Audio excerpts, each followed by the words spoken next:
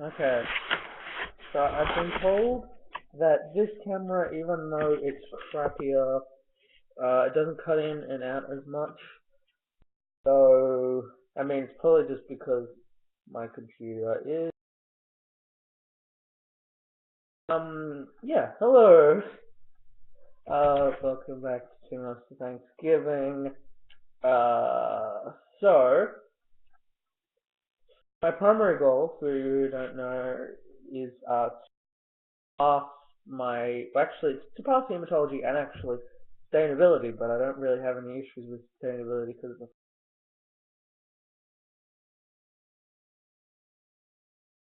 so we actually do have progress on it, but I'm going to leave that to the main part of this. So just go on to I didn't sleep enough, shockingly.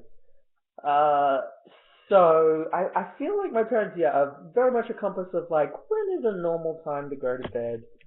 Um, yeah, so I was like, oh, I should go to bed earlier than last night, which was 2:30. So I went to bed at 1 after I like decided at like 11 p.m. that oh, I need to watch this movie because I need to return it tomorrow. Uh, so I went to bed at 1 and I turned off the computer at 3:30 a.m. So yes, I'm gonna try not to do that, especially since I have to get up before 7, and that will be absolute hell if I've like gone to bed at like 4:30 or something and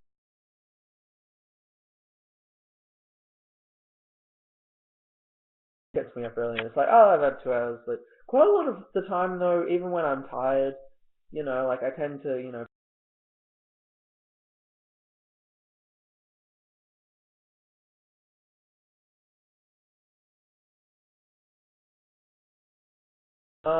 but in terms of exercise, I did, well, I went to school and back, so that got just a little bit over 100% steps, and I don't have my phone with me, so sorry, you're not gonna know the specifics, but yeah, I did over 100 steps. I mean 100%, so 10,000 steps. Anyway, so the things that I wanted to talk about were, I thought what I would do is the thing that I've done with my therapist a bit, which is what I do is I explain what I've been taught. So it's kind of, like first, one other thing I have to say is that I got my exam results back and I passed both of them. I got, I think I got 80% on both of them. Which like it would be nice if it was like 100%, but I mean, I'm happy. Like I'm very much.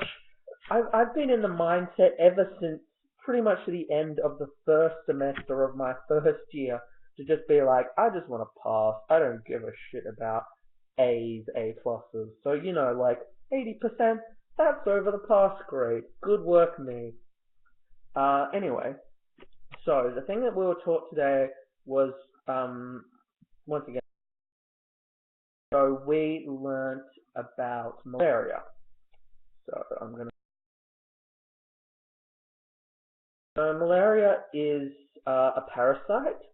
There are a couple. I think there are 5 different ones, but there's really only 2 specifically that are the most common. So the most common ones are called Plasmodium falciparum. Like they're both in the same genus, so they both start with Plasmodium. So Plasmodium falciparum, which is actually kind of a more dangerous one because you can have that can lead to and the second one of the 2 most common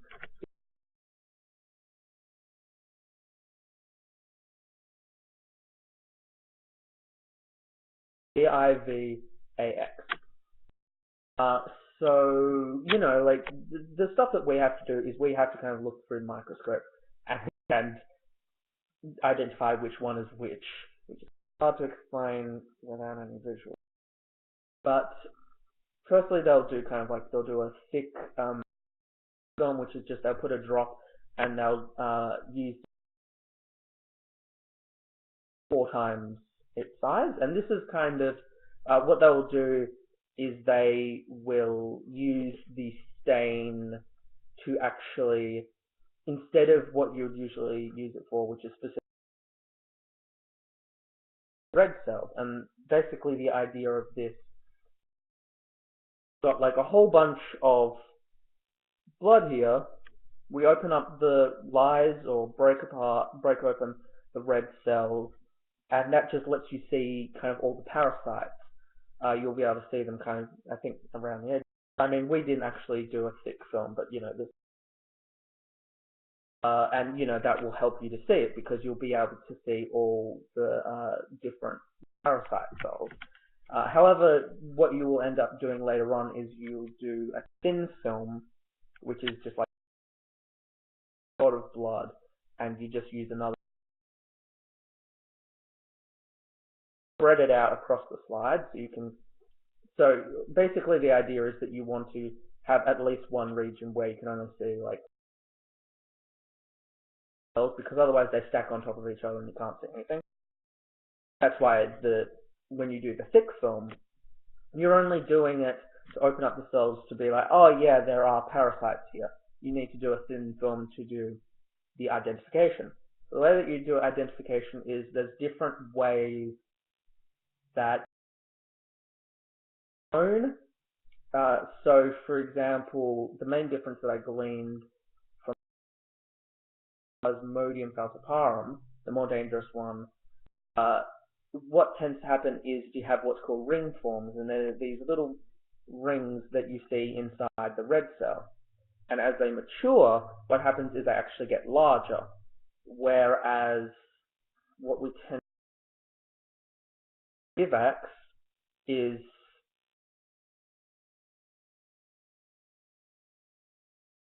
something slightly German sounding. And that's basically more where it will just multiply inside the cell and you'll get tons of the small little parasite cells. And the idea is, and also, so the way that some people might be curious, the way that, actually I'm hoping people are curious because otherwise it's going to be a very boring book. The idea is that malaria is transmitted by mosquitoes. So the way that works is you have, the Plasmodium malaria, whatever, parasite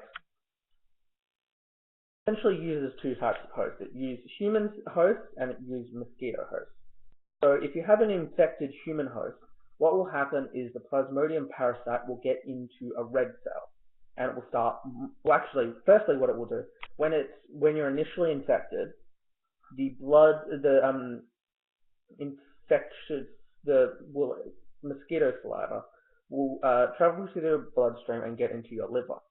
In your liver, so it's actually, it's difficult to explain because it's a loop.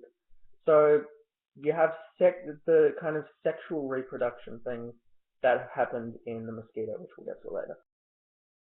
Infected saliva from the blood meal gets into your bloodstream, it gets down into your liver, and it will start multiplying liver cells. Now, when it's multiplied enough, what will happen is that some of these cells, which are they're asexual, I think, after they've done their stuff in the liver. They will then move into the bloodstream, go into red blood cells, and it's essentially kind of like a virus kind of thing, where it will use the red blood cell to it will get in there, it will infect it, it will make more of itself until the red blood cell bursts, releasing more red blood cells and such. And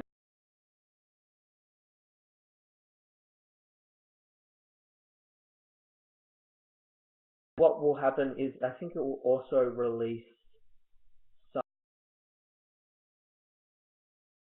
parasites, I believe it was pronounced. And they're kind of the kind of sexually producing ones, I don't know.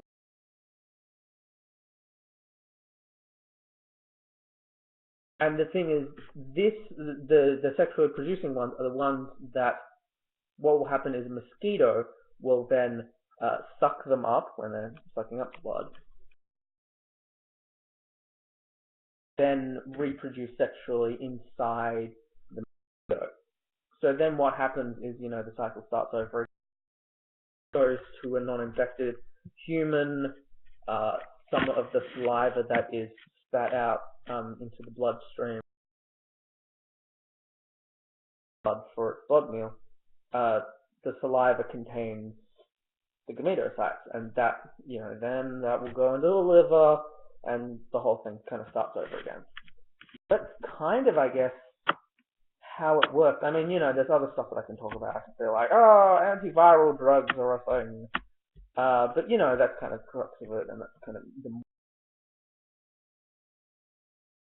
So, yeah, I've been talking about it for 11 minutes. Actually, that does prove that the camera's probably better because it hasn't...